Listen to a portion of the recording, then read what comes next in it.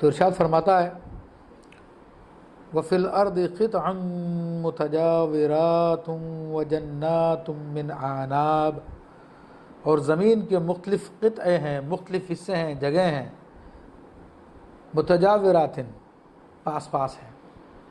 اب زمین کا ذکر کیا اللہ تبارک و تعالیٰ نے اور بتایا کہ زمین کے مختلف حصے ہیں، مختلف قطعے ہیں، اور واقعی ہم زمین کو دیکھتے ہیں تو کہیں زمین جو ہے گل و گلزار ہوتی ہے، کہیں ہریالی نظر آتی ہے، اور کہیں میدانی نظر آتی ہے، تو کہیں ریگستان نظر آتی ہے۔ اسی زمین کے اندر بعض زمین ایسی درخیز ہوتی ہے کہ بارش گرتی ہے تو وہاں پہ سبزہ چھا جاتا ہے، اور بعض شوریلی زمین ہوتی ہے، بنجر زمین ہوتی ہے، اس پہ پانی ڈالتے رہو، بیج ڈالتے رہو، مگر اس میں کچھ بھی نہیں اگتا۔ تو یہ ساری کی ساری جو ہے زمین کی کیفیت پہ اللہ تعالیٰ بیان فرما رہا۔ وَجَنَّاتٌ مِّنْ أَعْنَابٍ، اور باغ ہیں انگوروں کے، وَزَرْعٌ، اور کھیتی ہیں، وَنَخِيلٌ، اور کھجور کے پیڑ ہیں، سنوان وغیر سنوان، ایک تھالے سے اگے اور الگ الگ۔ یعنی سنوان کا لفظ سے مراد یہ ہے کہ اگر ایک ہی جڑ سے ایک سے زیادہ درخت نکلیں تو ان کو سنوان کہا جاتا ہے، اور ایک جڑ سے ایک ہی درخت نکلے تو پھر اسے غیر سنوان کہا جاتا ہے۔ تو فرماتا ہے کہ یسقا بماء واحد، تو ان سب کو ایک ہی پانی سے سیراب کیا جاتا ہے، یعنی وہ جو اللہ کا پیدا کردہ پانی ہے، بارش کا پانی ہے، نہروں کا پانی ہے، دریاؤں کے ذریعے جو پانی آتا ہے۔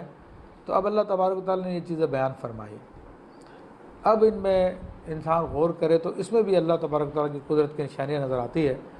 تو وہی ذات ہے، کیونکہ زمین تو زمین ہے، ہر جگہ پانی گرے تو ہر جگہ ہریالی ہو جانی چاہیے، مگر اللہ تبارک و تعالیٰ جہاں پہ چاہتا ہریالی پیدا فرماتا اور جہاں پہ چاہتا نہیں پیدا فرماتا۔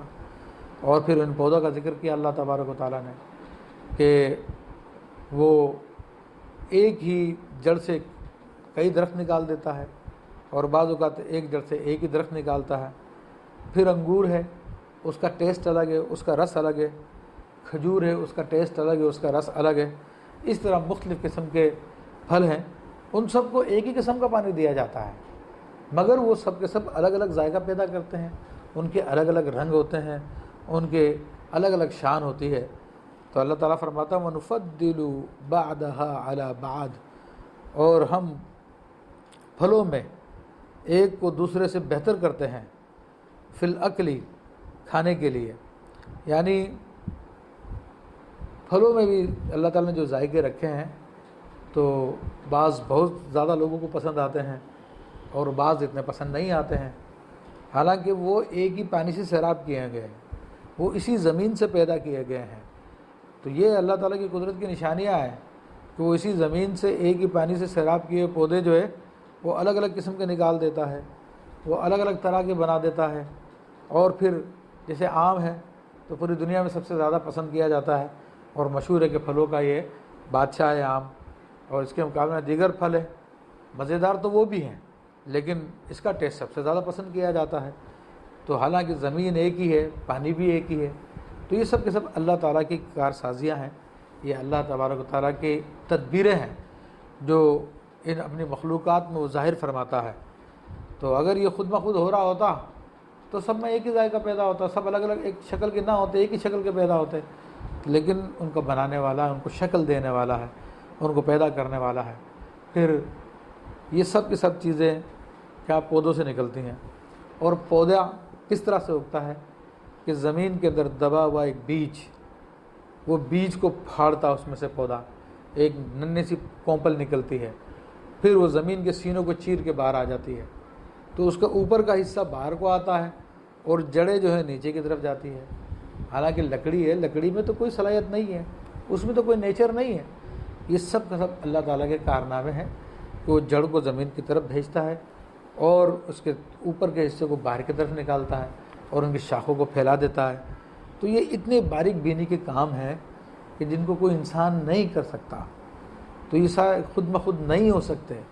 یہ سب کا سب کرنے والی وہ علیم و خبیر ذات ہے، قدیر ذات ہے جو ہر شے پہ قدرت رکھتی ہے۔